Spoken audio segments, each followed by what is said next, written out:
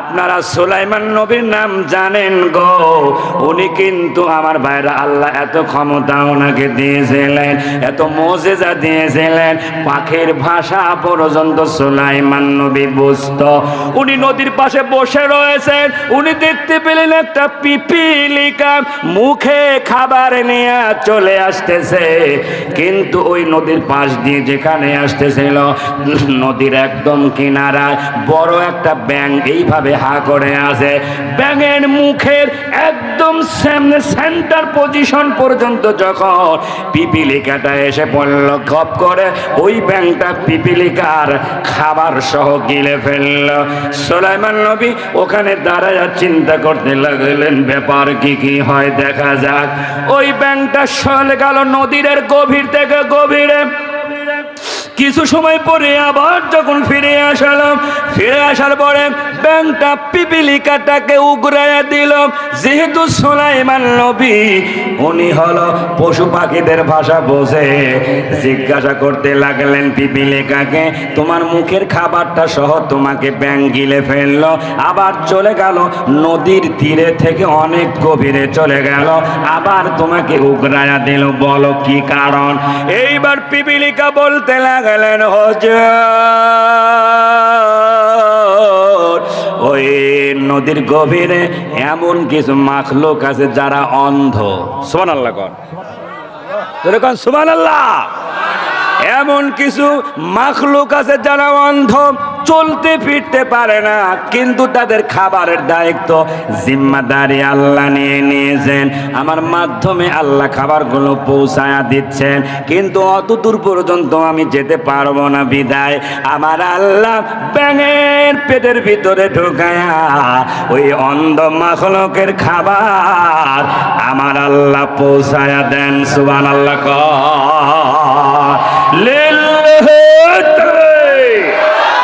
ও মালিকেরাম, এলাকার ভাইরাম, তাহলে কিন্তু গভীর মনোযোগ দিতে হবে। সেটা হলো যে আল্লাহ পাক আমাদের জন্য এত সুন্দর ব্যবস্থাপনা যিনি করে দিলেন গো, খাবারের ব্যবস্থা করে দিলেন, রিজিকের ব্যবস্থা করে দিলেন, সেই আল্লাহ শুকরিয়া আদায় না করে আপনি যদি অকৃতজ্ঞতা করেন, আমার আল্লাহ কোরআনুল কারীমের ভিতরে কত সুন্দর করে জানায় দিলেন, ওয়াল্লাযীনা কাফারু লাহুম নারু জাহান্নামা লা ইউকদা আলাইহিম ফায়ামুতু ওয়ালা ইউখাফফাফু আনহুম মিন আযাবিহা কাযালিকা নাজজি কুল্লা কাফুর। আল্লাহ পাক বলেন, আল্লাযীনা কাফারু, যারা কুফরি করে, লাহুম নারু জাহান্নাম, তাদের জায়গা হলো জাহান্নাম। এই জাহান্নামের কঠিন আযাব তারা সহ্য করতে পারবে না। আল্লাহর কাছে তারা তিনটা আরজি জানাবে। এক নাম্বার আরজি হলো, হে রব্বি কারীম আল্লাহ, তুমি আমাদের মরণ দাও। কিন্তু মরণ তো একবারই, জোরে কন্যা মরণ কয়বার? একবারই তো মরণ। আগে সাউন্ডটাই ভালো ছিল। ও বন্ধুরা খেয়াল করুন, মরণ তো একবারই এবং নির্ধারিত সময়ের ভিতরেই মরণ হবে। মহান আল্লাহ তাআলা বলেন, ওয়ামা কানা লিনাফসিন আন তামুতা ইল্লা বিইযনিল্লাহি কিতাবাম মুআজ্জালা। আল্লাহু আকবার। আল্লাহ পাক বলেন, মানুষ আল্লাহর অর্ডার ছাড়া এক সেকেন্ড আগেও মরবে না, এক সেকেন্ড পরেও মরবে না। জোরে কন্যা ঘোষণা টাকা আইনামা তাকুনু ইউদরিকুমুল মাউতু ওয়ালাউ কুনতুম ফি বুরুজিম মুশাইয়াদা। আল্লাহ পাক বলেন, পৃথিবীর মানুষেরা রে শোনো, পৃথিবীর যেখানেই তোমরা পলায়ন করো না কেন, সুদীর্ঘ দুর্গের ভিতরে পলায়ন করো না কেন, মৃত্যু কিন্তু তোমাদেরকে ধরবেই ধরবে। জোরে কন্যা ঠিক কিনা? মৃত্যুর ভয় যদি আর আল্লাহর দরবারে হাজির হাজির হওয়ার ভয় থাকতো, তাহলে বিগত বছরে যারা আলেম ওলামাদের সাথে যে আচরণ করেছে তারা কখনো করতো না। জোরে কথা ঠিক কিনা? আজহারী সাহেবের একটা কথাই যারা রেখে গেল, আমার বন্ধুগণ খেয়াল করুন, আমরা কিন্তু এটা হতে দেব না। এই বাংলার জমিনে আর ওই স্বৈরাচারকে আসতে দেওয়া হবে না। এই বাংলার জমিনে আমরা কিন্তু বলতে চাই, এই জমিনে কোরআনের শাসন কায়েম হবে। আগামীকাল, আগামী দিন কালেমার পতাকা পটপট করে উঠবে। এইটা আমরা কারা কারা দেখতে চাই? দু হাত তুলে দেখা। একটা লোক তো বিদ্যের মতো নাই।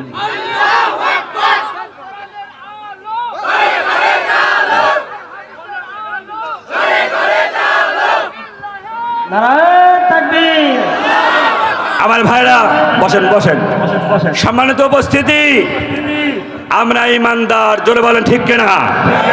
ইমানদারের কোনো ভয় নাই। ওয়ালা তাহিনু ওয়ালা তাহজানু ওয়া আনতুমুল আলাউনা ইন কুনতুম মুমিনিন। তোমাদের কোনো ভয় নাই, তোমাদের কোনো চিন্তা নাই। অবশ্যই আল্লাহর সাহায্য আসবেই আসবে, কিন্তু কন্ডিশন হলো ইন কুনতুম মুমিনিন। তোমাদেরকে মুমিন হওয়া লাগবে, ইমানদার হওয়া লাগবে। জোরে কোন ঠিক কিনা? আমরা যেহেতু ইমানদার দাবি করি আর কোরআনের মাহফিলে এসেছি, কোরআন এমন একটা গ্রন্থ আমাদেরকে সত্যের পথ দেখাবে। জোরে কোন ঠিক কিনা? এইবার আসেন তো আমার বাইরে খেয়াল করুন, মহান আল্লাহ তাআলা বলেন, তাবারাকাল্লাযী নাযালাল ফুরকানা আলা আবদিহি লিয়াকুনা লিল আলামিনা নাযীরা। আল্লাহ পাক বলেন, বরকতময় আল্লাহ তার বান্দার উপরে নাজিল করেছেন ফুরকান। আর ফুরকান মানে হলো কোরআন। মহান আল্লাহ তাআলা বলেন, ওয়া বায়ানাতিম মিনাল হুদা ওয়াল ফুরকান। এই কিতাবের ভিতর রয়েছে নিদর্শন, এই কিতাবের ভিতর রয়েছে হুদা। মহান আল্লাহ তাআলা বলেন, ফামান তাবিয়া হুদায়া ফালা খাউফুন আলাইহিম ওয়ালা হুম ইয়াহজানুন। আল্লাহু আকবার। এই কিতাবকে যারা মানবে, এই কিতাব অনুযায়ী যারা জীবন যাপন করবে, তাদের কোনো ভয় নাই, তাদের কোনো চিন্তা নাই। আবু জেহেল কিন্তু হেদায়েত পায় নাই। আমাদের সমাজে অনেক মুসলমান দাবি করে, তারা কিন্তু আমার ভাইরা কোরআনের সাথে সম্পর্ক রাখতে পারে নাই। কথা কোন ঠিক কিনা? আবু জেহেল কোরআন শুনেছিল কিন্তু কোরআনের উপরে ঈমান আনে নাই। অথচ আমার ভাইরা এই আবু জেহেল ওই সময় কোরআনের বিরোধিতা করেছিল। আবু জেহেল আল্লাহর নবীজি বললেন আব্দুল্লাহ ইবনে মাসউদ রাদিয়াল্লাহু তাআলা আনহুকে, এই কাবার ঘরের মধ্যে কি তুমি এই সবেমাত্র নাজিল হলো সূরা আর রহমান, এইটাকে তুমি তেলাওয়াত করতে পারবে? আমার ভাইরা, এইবার আব্দুল্লাহ ইবনে মাসউদ তখন বললেন, হে আল্লাহর নবী, আমার জীবন যদি চলে যায় আপনার কথা আমি অক্ষরে অক্ষরে মানব। এইবার তিনি কি করলেন আমার ভাইরা? ওই কাবা ঘরের ভিতরে সূরা আর রহমান তিনি তেলাওয়াত করলেন। আবু জেহেল দূরে ছিল। এই আবু জেহেল যখন শুনতে পেলেন এই সূরার ভিতরে পাবি এই আলা এ রব্বিকুমা তুকাযযিবান, এই আয়াতটা কিন্তু অনেকবার এসেছে আমার ভাইরা। এইটা শোনার পরে আবু জেহেল কিন্তু চলে আসলো দূর থেকে, আব্দুল্লাহ ইবনে মাসউদকে মারতে শুরু করলো। মারতে মারতে জমিনের মধ্যে ফেলে দিলাম। শুধু কি তাই আমার ভাইরা, রক্তাক্ত শরীরে আব্দুল্লাহ ইবনে মাসউদ জমিনের মধ্যে পড়ে থাকলো। আজকে দেখেন তো কোরআনের জন্য আমার ভাইরা, ইসলামী আন্দোলনের কোরআনের পাখিরা কিভাবে তারা নির্যাতিত হয়েছিল আমার ভাইরা। আল্লাহর নবীজি কাবার পাদদেশে একটা চাদরকে বালিশ বানায়া তিনি কিন্তু আরাম করতেছিলেন। খাব্বাব তখন নবীজির কাছে যে বললেন, হে আল্লাহর নবী, আপনি কি আমাদের জন্য একটু দোয়া করবেন না? আলা তাদউল্লাহ লানা, আপনি কি আমাদের জন্য আল্লাহর কাছে একটু সাহায্য চাবেন না? আলা তাস্তান তানসিরু লানা। নবীজি তখন ওইখান থেকে উঠে একটু বসে তখন বলতে লাগলেন, হে খাব্বাব, কি এমন তোমাদের কষ্ট দেওয়া হলো? তোমাদের পূর্বে যারা দিন গ্রহণ করেছিল ফায়ুখযুর রাজুলা, তাদেরকে ধরে আনা হতো, ফায়ুহবারু লাহু ফিল আরদ, আর বুক পর্যন্ত তাদেরকে মাটির নিচে কেড়ে দেওয়া হতো। এত কষ্ট দেওয়ার পরেও মাথার উপরে করাত দিয়ে ফেরে ফেরে তাদেরকে দ্বিখণ্ডিত করা হতো। এত কষ্ট দেওয়ার পরেও ওই জামানার দিন গ্রহণ করা একজন ব্যক্তির মুখ থেকে আল্লাহর নাম তারা ভোলাতে পারে নাই। আল্লাহু আকবার কর। এইবার আসেন তো আমার ভাইরা, আব্দুল্লাহ ইবনে মাসউদকে আবু জেহেল শুধু রক্তাক্তই করলো না, এইবার বড় একটা তার জোগাড় করলো। ওই তার এনে কানের সঙ্গে দিয়া পেঁচায়া এমন জোরে একটা হেঁচকা টান মেরে দিল, মাথা থেকে কানটা আলাদা হয়ে গেল।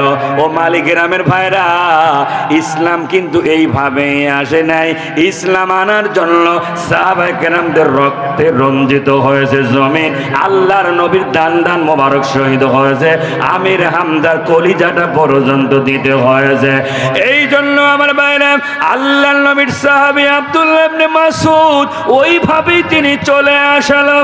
আসার পরে আল্লাহর নবীকে বললেন, হে আল্লাহর নবী,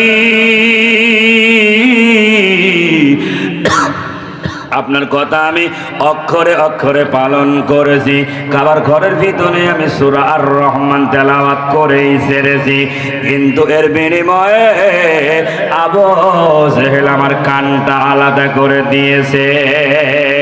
ও মালিক গ্রাম এলাকার বাইরে, আমি আপনাদেরকে বুঝাতে চাইলাম সেটা হলো, এই কোরআন কিন্তু আবু জেহেলকে হেদায়েত করলো না, অথচ হেদায়েত করলো মুসআব বিন উমাইর।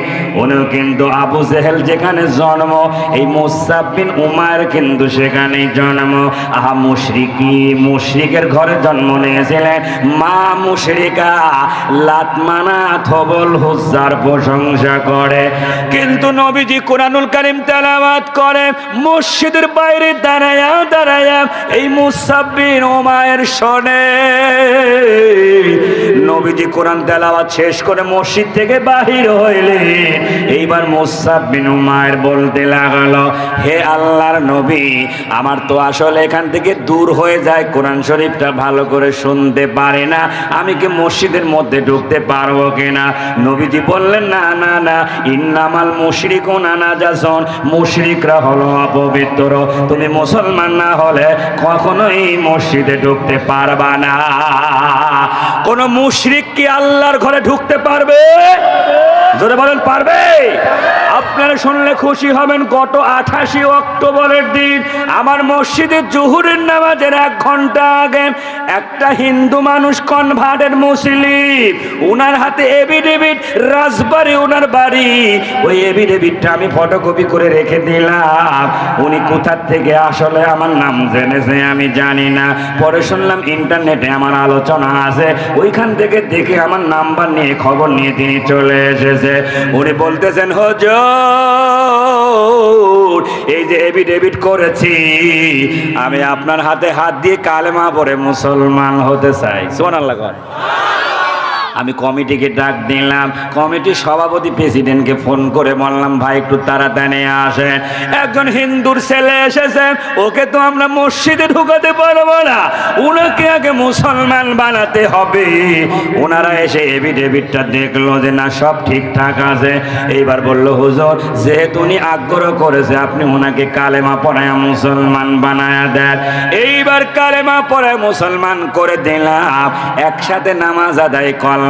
এটা গেল আজ থেকে 5-6 বছর আগে। পুরাদা এলাকার নাম পাশেই হলো কেউপুর বাজারে, আমি ওখানে প্রতি বছর 5 দিন মাহফিলের আমি 2 দিনে থাকি মাশাআল্লাহ। দ্বিতীয় দিনে আমার কোরআনের তাফসীর ছিল।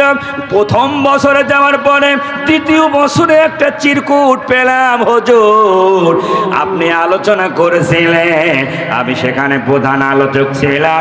আলোচনার পরে উনি ওইটা তার ভালো লেগে গিয়েছে, ওই বছরে তিনি বেশি মুসলমান হয়েছে। একটা চিরকুট লেখা দিয়েছে, হুজুর কত বছর আমি আলোচনা শোনার পরে আমি মুসলমান হয়েছি। বাড়ি থেকে আমার খুব নির্যাতন করে, বাড়ি থেকে আমি বাহির হয়ে অন্য জায়গায় আমি থাকি, তবু আমি ইমানদারিত্ব ছাড়ি নাই, মুসলমানিত্ব ছাড়ি নাই। হুজুর গো, আপনি বিলালের ঘটনাটা একটু মেহেরবানি করে শোনাবে, তাহলে আপনারা বলেন তো জোরে আওয়াজ দিয়ে, হেদায়েতের মালিককে।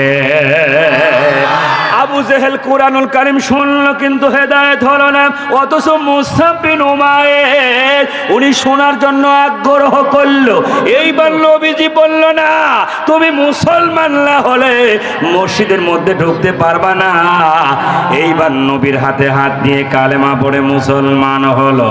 কিন্তু বাড়িতে মা মুশরিকা, মা তো মেনে নেবে না। কিন্তু বাড়িতে আসার পরে মাকে বলতে লাগলেন, মা গো একটা কথা তোমাকে বলবো, ঘুরিয়ে পেঁচিয়ে কোনো কথা বলা আমি পছন্দ করি না, ডাইরেক্টলি বলতে চাই। এইবার মুসআব বিন উমাইর মা বলল, বাবা রে কি কথা বলবি বাবা বল, তুই কি বিয়ে শাদী করবি নাকি? কয় না মা বিয়ে শাদী না, এমন একটা কথা বলতে চাই, এই কথাটা বলার সাথে সাথে তোমার রাগ হতে পারে। তুমি যাকে পছন্দ করো না, ওই আব্দুল্লাহর এতিম পুত্র মুহাম্মদ সাল্লাল্লাহু ওনার হাতে হাত দিয়ে কালেমা পড়ে আমি মুসলমান হয়েছি। আল্লাহু আকবার। ও মালিকিরামের ভাইরা, এখন কি তার মা গোশত দিয়ে ভাত খাওয়াবে? কথা কন না কে? এইবার আত্মীয় স্বজনকে ডাকা হলো। মুসআব বিন উমাইর মা আত্মীয় স্বজনকে ডেকে আনলো, বাজারে পাঠায়া দিল। বাজারে পাঠানোর পরে এইভাবে শিকল গুলো কিনতে বলল, যাও কয়েক জোড়া শিকল কিনে আনো।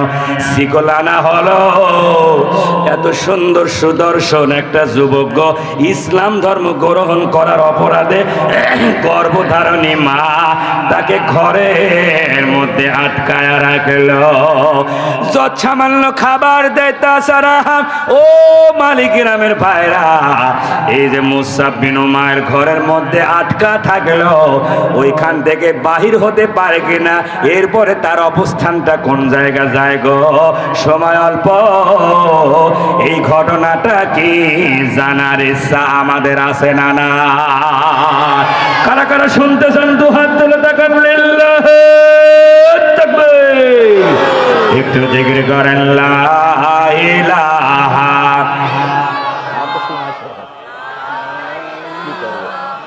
লা ইলাহা। একদিন তোমার নাম মসজিদ হবে এলাহ, তৈরি থেকো তৈরি রেখো কবরের মাল সামান, একদিন তোমার নাম মসজিদ হবে এলাহ।